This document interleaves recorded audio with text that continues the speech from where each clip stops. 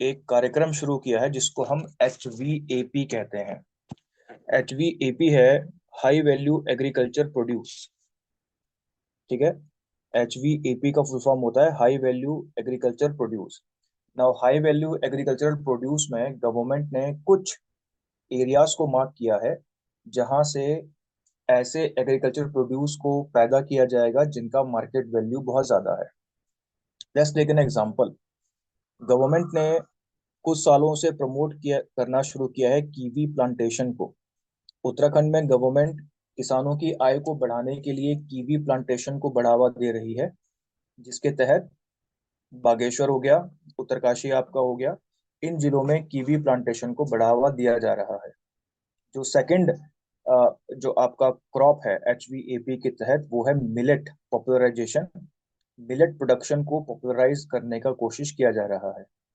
अभी हाल ही में जो 4 तारीख को एग्जाम हुआ था उसमें क्वेश्चन पूछा गया था कि उत्तराखंड में कृषि से संबंधित कौन सी योजना चलाई जा रही है, कृषि उत्पाद को बढ़ावा देने के लिए कौन सी योजना चलाई जा रही है। तो है परंपरागत कृषि योजना। ठीक है, ट्रेडिशनल कृषि फार्मिंग प्लानिंग आपका चलाया जा रहा है। और परंपरागत कृषि योजना में क्या करते हैं, जो भी ट्रेडिशनल क्रॉप है जैसे मंडुवा है, झिंगोरा है, उसकी प्रोडक्शन को बढ़ावा देने का प्रयास किया जाता है, क्योंकि ये मिलेट के अंतर्गत अंतर्गत आते हैं। और मिलेट को बढ़ावा देने के लिए गवर्नमेंट ने नेशनल और इंटरनेशनल लेवल पर बहुत सारे काम किए हैं। ठीक है। जैसे मिलेट प्रोडक्शन को बढ़ावा देने के लिए प्रधानमंत्री के द्वारा श्री अन्न योजना शुरू की गई है। ठीक है।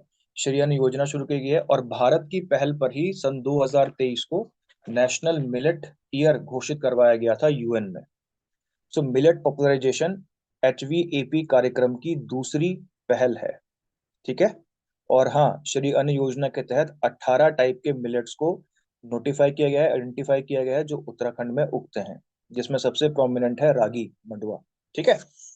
नाउ दूसरा जो और तीसरा जो आपका प्रोडक्शन है, गुड्स प्रोडक्शन है या क्रॉप प्रोडक्शन है अंडर HVAP, वो है आयुर्वेदिक एंड एरोमेटिक हर्ब्स। ठीक है। आयुर्वेदिक, देखो उत्तराखंड की एक छवि है पूरी की पूरी कंट्री में एक आयुर्वेदिक हब के तौर पर। हमारे यहाँ पतंजलि है, श्री श्री रविशंकर जी का भी हमारे यहाँ क्या है, प्रोडक्शन आपका यूनिट है। तो हमारी एज अ स्टेट जो छवि है, वो कैसे छवि है, एक आयुर्वेदिक हर्बल स्टेट की हमारी छवि है। तो इसी का फायदा उठाते हुए क्यों ना हम इस छवि से कुछ पैसा कमा लें। ठीक है। क्यों ना हम छवि से क्या कर लें, कुछ पैसा कमा लें, कुछ पैसा हम बना लें जल्दी से, जिसकी वजह से हम देख रहे हैं कि गवर्नमेंट ऑफ उत्तराखंड भी आयुर्वेदिक या आयुर्वेदा को बढ़ावा देने की कोशिश कर रही है। इसी के तहत उत्तराखंड में पहली हर्बल जो आपकी वैली है, ये बनाई जा रही है आपकी यमुना वैली में। यमुना वैली का मतलब है कि जो देहरादून का कालसी रीजन है, चक्राता रीजन है, यहाँ पर आयुर्वेदिक हर्ब्स, एरोमेटिक मेडिसिन वगैरह का प्रोडक्शन की गवर्नमेंट योजना बना रही है। हालांकि इसको एक संस्था ने शुरू किया था, नाउ गवर्नमेंट भी धीरे धीरे इसको बढ़ावा देने का प्रयास कर रही है। अगला जो HVAP के तहत जो कार्यक्रम है, ये ड्रोन फार्मिंग का आपका कार्यक्रम है, जिसमें ड्रोन्स, क्योंकि देखो आप ये देखेंगे कि उत्तराखंड में लैंड फ्रेगमेंटेशन बहुत ज्यादा है। आपकी जो जमीनें हैं वो हमारे यहाँ जो है ना, अ, जो आपके सीमांत जोत के किसान बहुत ज्यादा है ना। सीमांत जोत का मतलब होता है ऐसे किसान जिनके पास एक एक हेक्टेयर से कम जमीन होती है। अब हमारे यहाँ जो किसानों की जमीनें हैं आपके पहाड़ों में, वो एक जगह ना होकर बहुत सारी जगह में आपकी फैले हुई हैं। ठीक है, एक जगह ना होकर जगह जगह फैली हुई है। और कुछ जगहें ऐसी हैं जिनको physically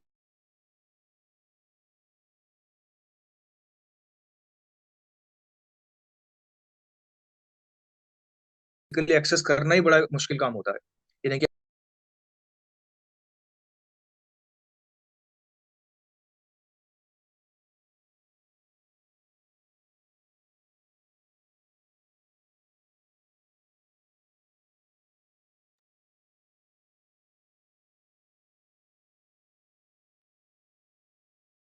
Sir, it's the volume problem again. ठीक है, ये जो मैं लिख रही हूँ ये सब सेकंड क्वेश्चन में ही लिख रही हूँ। जो भी सर एक्स्ट्रा आपको बता रहे हैं आप प्लीज कॉपी में नोट कर लो।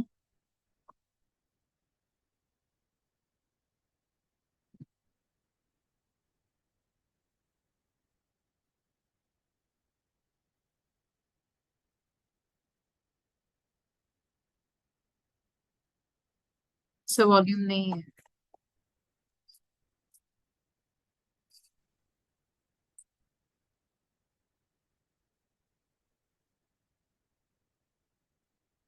Yes yes sir. जी सर।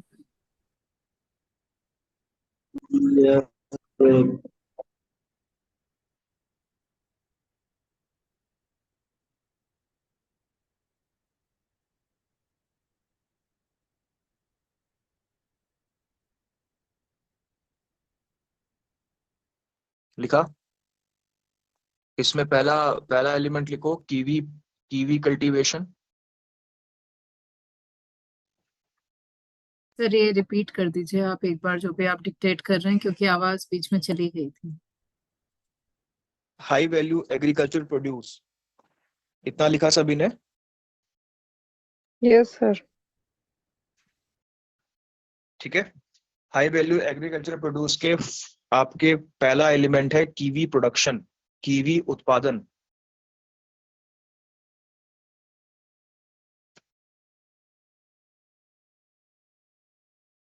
लिखा। जी। कीवी उत्पादन या कीवी प्लांटेशन के बाद लिखिए मिलेट प्रोडक्शन, मोटे अनाज का उत्पादन।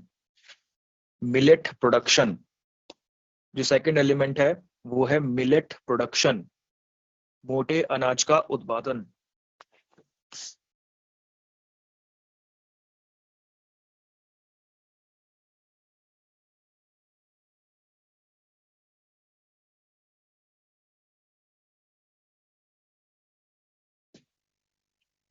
हो गया?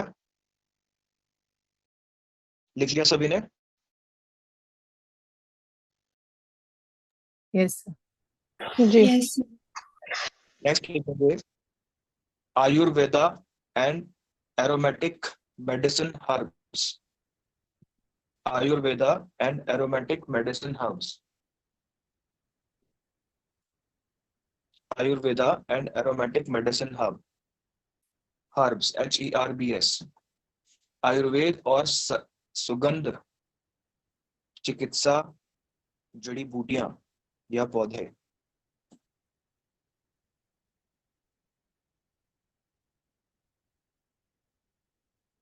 हो गया? और चौथा एस्पेक्ट है इसका ड्रोन फार्मिंग। चौथा एस्पेक्ट है इसका drone farming.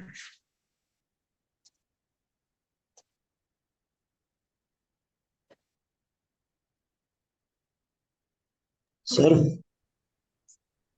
Drone farming, drone farming. Sir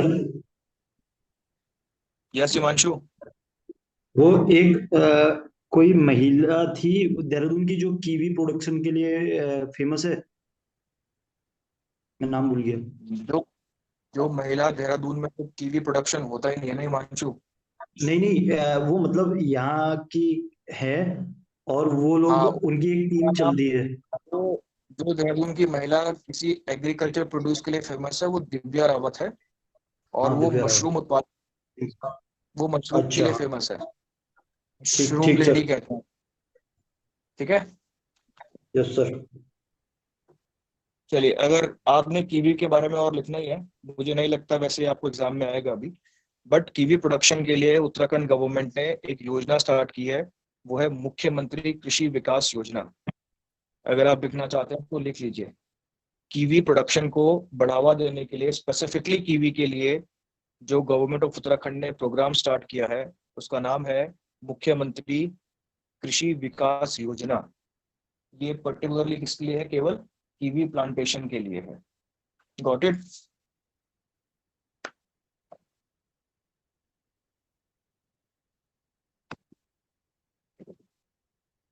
हो गया?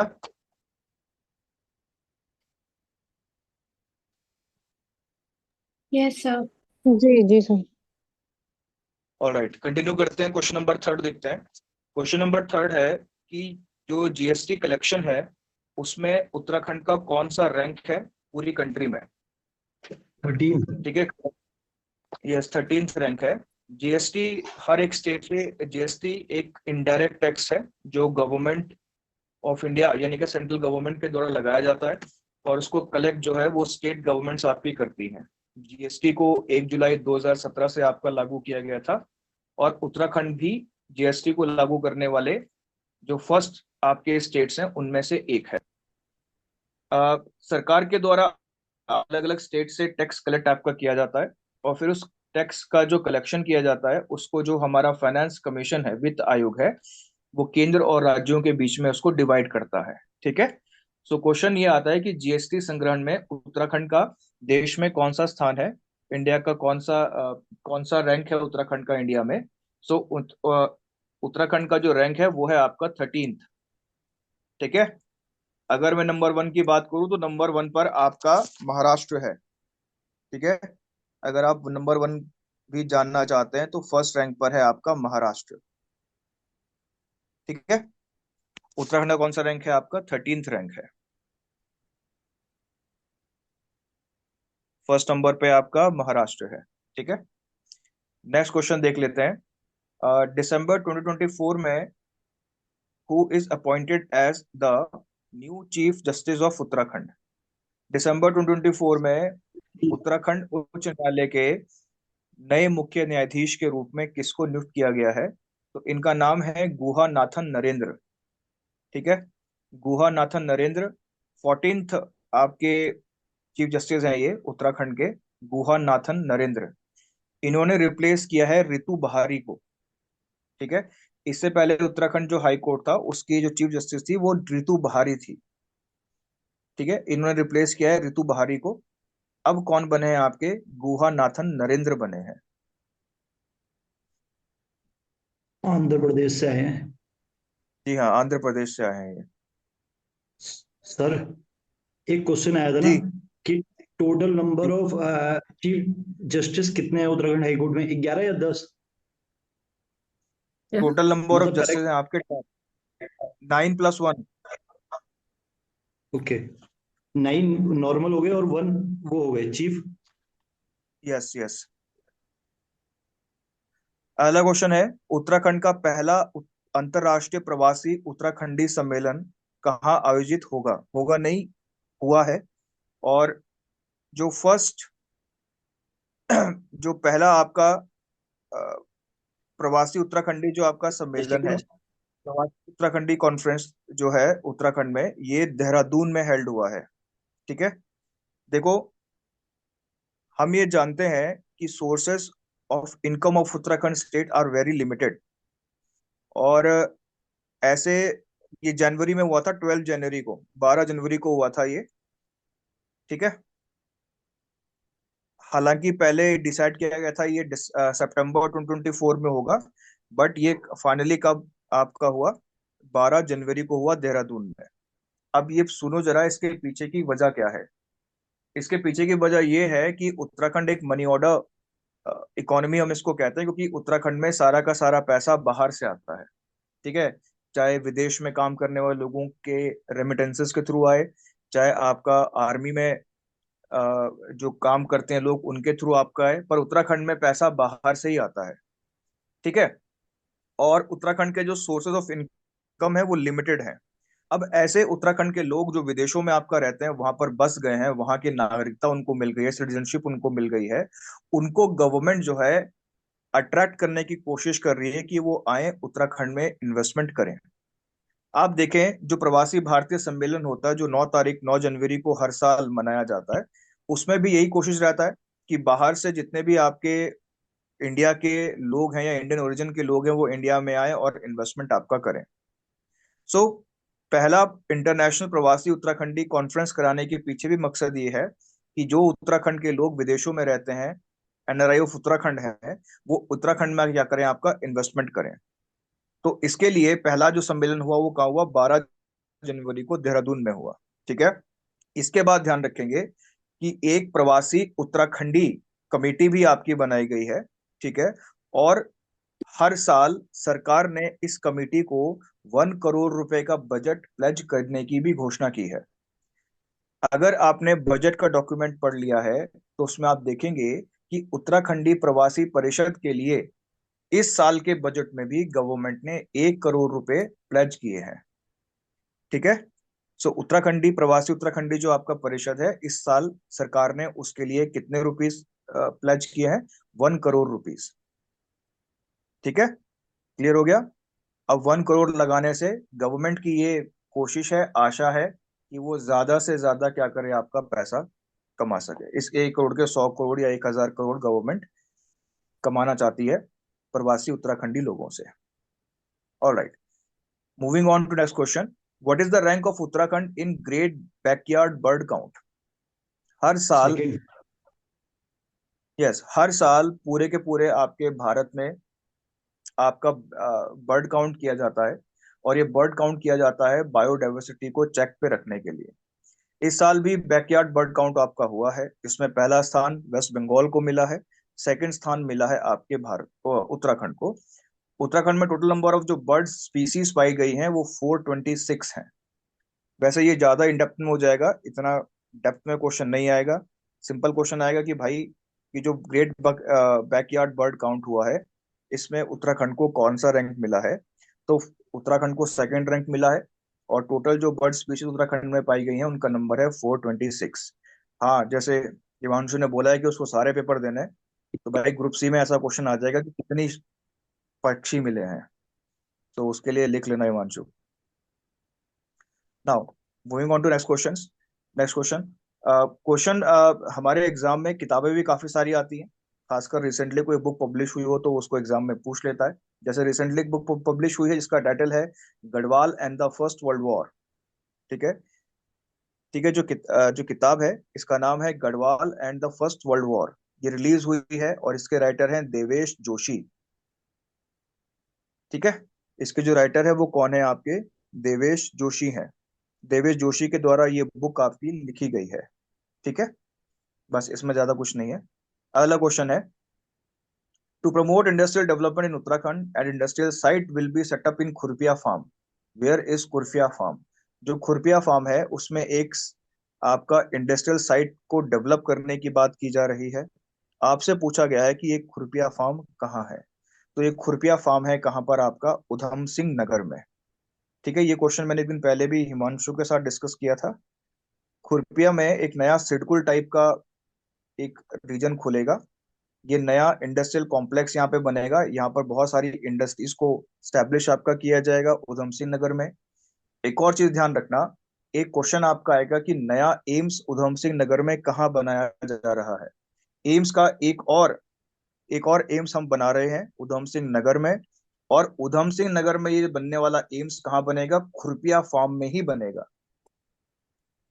ठीक है, देखो आप एक छोटी जगह मत समझो, खुरपिया फार्म जो है 1002 एकर्स की जगह है। ठीक है, 1002 एकड़ की जगह है ये खुरपिया फार्म, यानी कि बहुत जगह है। और इस जगह में एम्स का फ्लैगशिप आपका बनेगा। इसके साथ साथ आपका यहाँ पर एक इंडस्ट्रियल साइट भी बनेगी। ठीक है, तो एम्स वाला क्वेश्चन मैंने आपको नया दे दिया इस जगह से रिलेटेड। हाँ, और ये इंपॉर्टेंट क्वेश्चन है भाई, एग्जाम में आने की इसकी पूरी पूरी संभावना है। चलिए अगला क्वेश्चन है, by what other names is Brahma Kamal known? ब्रह्म कमल को और किन नामों से जाना जाता है? ठीक है, तो आप ये देखें कि कौल पदम, इसको संस्कृत भाषा में कहते हैं, ये ब्रह्म कमल का ही एक नाम है। ठीक है, क्वेश्चन शायद डिलीट हो गया है, तो मैं आपको बता दूं कि क्वेश्चन है कि by what other names is Brahma Kamal known. अच्छा, नीचे है क्वेश्चन, ठीक है। By what other names is Brahma Kamal known? तो ब्रह्म कमल को किन किन नामों से जाना जाता है? ऑप्शन ए है कौलपदम, ऑप्शन बी है दूधा फूल। दूधा फूल ब्रह्म कमल को हिमाचल प्रदेश में कहते हैं। ठीक है, दूधा फूल जो है ब्रह्म कमल को कहते हैं हिमाचल प्रदेश में, और गलगल कहते हैं इसको कश्मीर में, क्योंकि हाई ऑल्टीट्यूड पर ये फूल उगता है। तो दूधा फूल के नाम से जाना जाता है हिमाचल प्रदेश में, गलगल के नाम से जाना जाता है कश्मीर में, और सुगंधित पुष्प तो इसको उत्तराखंड में ही कहा जाता है। ठीक है, तो आंसर क्या होगा? All of above. सर एक बार ठीक और है, बता दो, मतलब कहाँ कौन सा नाम है? कौल पदम और सुगंधित पुष्प इसको उत्तराखंड में ही कहते हैं, ये इनके नाम है जो मिले हैं किताबों में। दूधा फूल इसको कहते हैं हिमाचल प्रदेश में, और गलगल कहते हैं इसको कश्मीर में। क्लियर हो गया? जी। गलगल कश्मीर में। गलगल कश्मीर में, मैम ने लिख दिया है बोर्ड पे, देखो।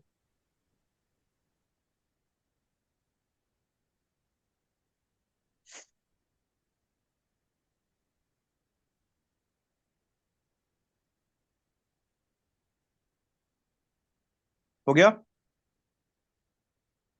Yes sir. जी। अगला क्वेश्चन है, according to the state budget, what is the total revenue expenditure estimated by state government in the fiscal financial year 25-26? ये टिपिकल आयोग का क्वेश्चन है। वो ऐसे क्वेश्चन जरूर डालता है, एक क्वेश्चन वो नंबर से जरूर दे देगा, जहाँ पे वो एग्जैक्ट नंबर पूछ लेगा कि भाई बताओ कितना है। पूछा है इस क्वेश्चन में कि what will be the estimated revenue expenditure for the year 25-26। सरकार के दो खर्च होते हैं। देखो, जब हम बजट पढ़ते हैं इकोनॉमिक्स में, तो बजट दो टाइप का होता है, revenue budget and capital budget. अगर मैं ज्यादा समय लेते हुए समझाऊं तो revenue budget is your purse. Revenue budget आपके बटुए जैसा है, जिसमें रोज पैसे आएंगे और रोज पैसे जाएंगे।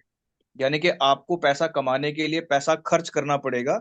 तो वो बजट कौन सा बजट है? रेवेन्यू बजट है। फॉर एग्जाम्पल, आपने बिजली विभाग बनाया है, उसमें आप क्या करते हो? पैसा कमाते हो बिजली विभाग के थ्रू। और उस पैसे को कमाने के लिए आप कितना खर्च करते हो, ये आपका रेवेन्यू बजट है। Capital budget is like your bank account, जहां पे आप लॉन्ग टर्म प्लानिंग करते हो। जैसे आप लोन लेते हो, ठीक है, लोन लेते हो, लोन का रिपेमेंट करते हो, घर के लिए खर्च करते हो। ये सब किसमें का आता है? आपका कैपिटल बजट में। तो यानी कि गवर्नमेंट जब एडीबी जब एडीबी, वर्ल्ड बैंक ऐसी संस्थाओं से लोन लेती है, तो इसको कहते हैं आपका कैपिटल इनकम। ठीक है, इसे कहते हैं पूंजीगत आय।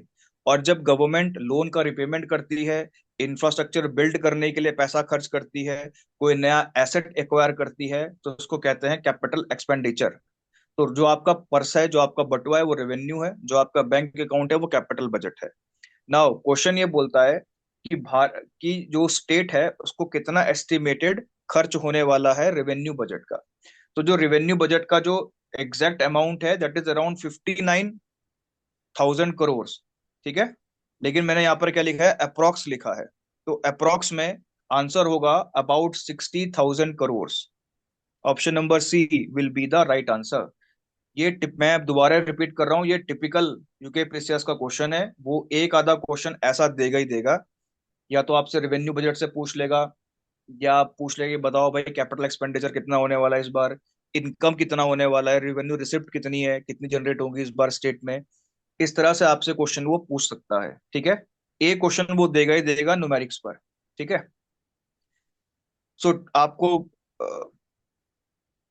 अभ्यस्त कराने के लिए मैंने तीन चार क्वेश्चन इस टाइप के डाले हैं, ताकि कोई भी एक इसमें से आपका आप इजीली कर सकें। क्वेश्चन है, according to the state budget, what is the total income estimated by the state government in the fiscal year 2025-2026?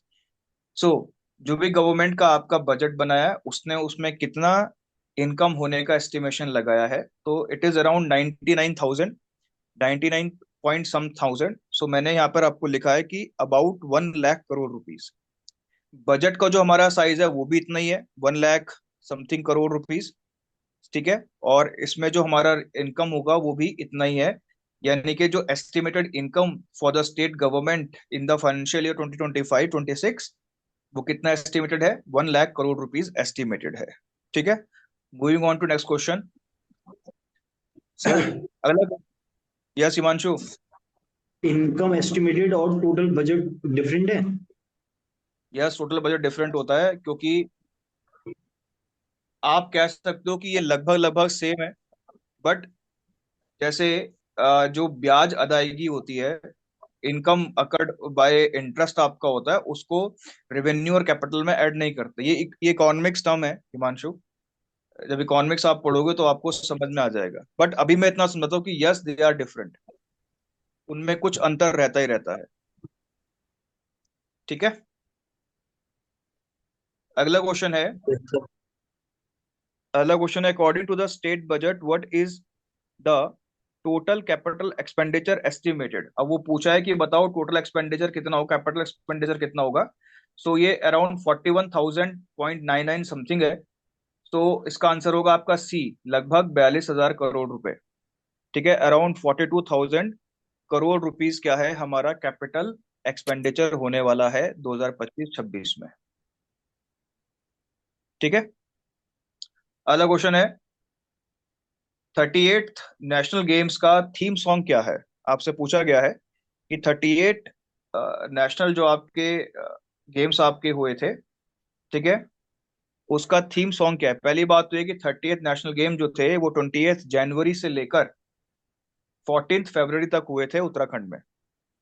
ठीक है, थोड़ी सी चीजें लिख लो जरा 38th नेशनल गेम्स के बारे में, हेडिंग डालो 38th नेशनल गेम। ठीक है, पहला लिखो, मैस्कॉट था इसका मौली। इसका जो मैस्कॉट था 38 नेशनल गेम का वो था मौली। मौली एक मोनाल है। ठीक है,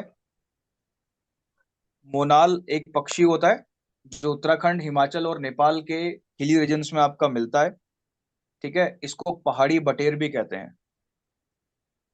ठीक है, इसको पहाड़ी बटेर भी कहा जाता है मोनाल को। ठीक है, दूसरा, जो हमारी टॉर्च थी, हमने टॉर्च को भी नाम दिया था। जो 38 नेशनल गेम्स की जो टॉर्च थी उसको नाम हमने दिया था तेजस्वनी। ठीक है, जो टॉर्च थी उसको हमने क्या नाम दिया था, तेजस्वनी।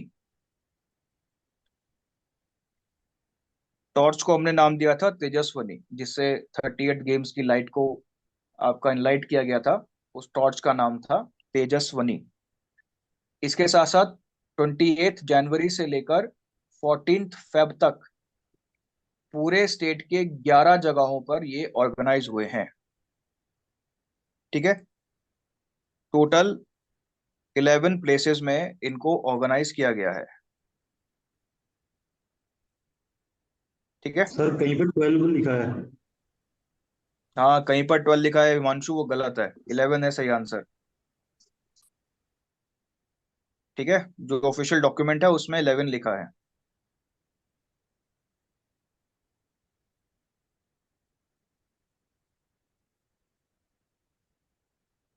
हो गया। और अगर एग्जाम में क्वेश्चन आएगा ना हिमांशु और तुम कंफ्यूज होगी 11 की 12, तो 11 लगाकर आना बेधड़क, क्योंकि ठीक है अगर सर। आयोग ने 12 माना तो मैं रीट लेके तैयार बैठा रहूंगा, डोंट वरी। ठीक है सर। क्योंकि क्योंकि गवर्नमेंट का जो ऑफिशियल डॉक्यूमेंट है, जैसे मैंने कहा मुख्यमंत्री संवाद, उसमें उन्होंने 11 लिखा है। अब ऑब्वियस है ना कि मुख्यमंत्री तो झूठ नहीं बोलेंगे ना। ठीक है, ओके। तो इनका जो थीम सॉन्ग है ये है हल्ला धूम धड़ाका। जो क्वेश्चन है उस पर आते हैं। हाँ, अगर हम बात करें उत्तराखंड के प्रदर्शन की, तो उत्तराखंड 7th रैंक मिला है उत्तराखंड को। 38 नेशनल गेम्स में उत्तराखंड को 7th रैंक मिला है। टोटल जो मेडल टैली है उत्तराखंड का वो 103 है। उत्तराखंड को टोटल जो मेडल्स मिले हैं 38 नेशनल गेम्स में, वो मिले हैं 103। ठीक है, टोटल मेडल्स जो उत्तराखंड को मिले हैं वो कितने मिले हैं आपके, 103 मिले हैं। जिसमें से गोल्ड हैं 24, सिल्वर हैं 35 और ब्रॉन्ज हैं 44। ठीक है, 103 टोटल मेडल हैं। गोल्ड आपसे पूछ सकता है भाई, हमारे आयोग ने पहले भी घुस घुस के सवाल पूछे हैं। गोल्ड भी पूछ सकता है, सिल्वर भी पूछ सकता है और आपका ब्रॉन्ज भी पूछ सकता है। तो गोल्ड मिले हैं 24। इसको ना रीजनिंग की तरह याद रखना कि 10 11 ऐड, है ना, जैसे 24 + 10 34 + 1 35। और फिर से 44, यानी कि 35 + 9, है ना। इसको इस तरह याद कर सकते हो, हिंदी में ज्यादा आसान है, 24, 35, 44। ठीक है। सिल्वर मिले हैं 35 और ब्रॉन्ज मिले हैं आपके 44।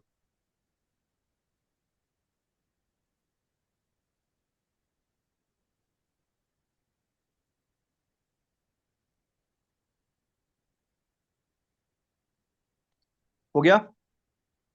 ऑलराइट। और हाँ, ये क्वेश्चन आ सकता है, अगर यहाँ नहीं आएगा तो किसी और एग्जाम में आएगा, कि जो 38th नेशनल गेम है उसका जो थीम सॉन्ग है वो गाया किसने है, बनाया किसने है। सो उत्तराखंड का एक बैंड है, काफी फेमस है। और आवाज सुनाई दे रही है सभी को? सर आ रही है आवाज, प्लीज कंटिन्यू। उत्तराखंड का जो आपका एक बैंड है, काफी फेमस है, और इस बैंड ने काफी समय से उत्तराखंड का जो कल्चर है, उसकी जो बोलियां हैं, फोकलोर है, उनको पूरे वर्ल्ड के सामने रखने की कोशिश आपकी की है, और उसमें वो काफी सफल भी रहे हैं। काफी प्यार उनको मिलता है उत्तराखंड में, और युवाओं के बीच में, यूथ के बीच में वो काफी फेमस है। इस बैंड का नाम है पांडवास। ठीक है। सबसे पहला जो इनका सॉन्ग था वो माइग्रेशन को लेकर था, रिवर्स माइग्रेशन को लेकर था इनका सॉन्ग। तो उत्तराखंड में जो फोकलोर है, उनको ये समाज के सामने लाने का प्रयास करते हैं। ठीक है। कुमाऊनी गढ़वाली दोनों भाषा के नेपाली भी गीत इनके द्वारा बनाए गए हैं जो फोकलोर पर बेस्ड हैं। ठीक है। चलिए, ये सारे के सारा हमने कवर कर लिया आपका नेशनल गेम्स। हाँ, अगले नेशनल गेम्स होंगे मेघालय में। 39th जो नेशनल गेम्स होंगे वो कहाँ पर होंगे? आपके मेघालय में होंगे। ठीक है।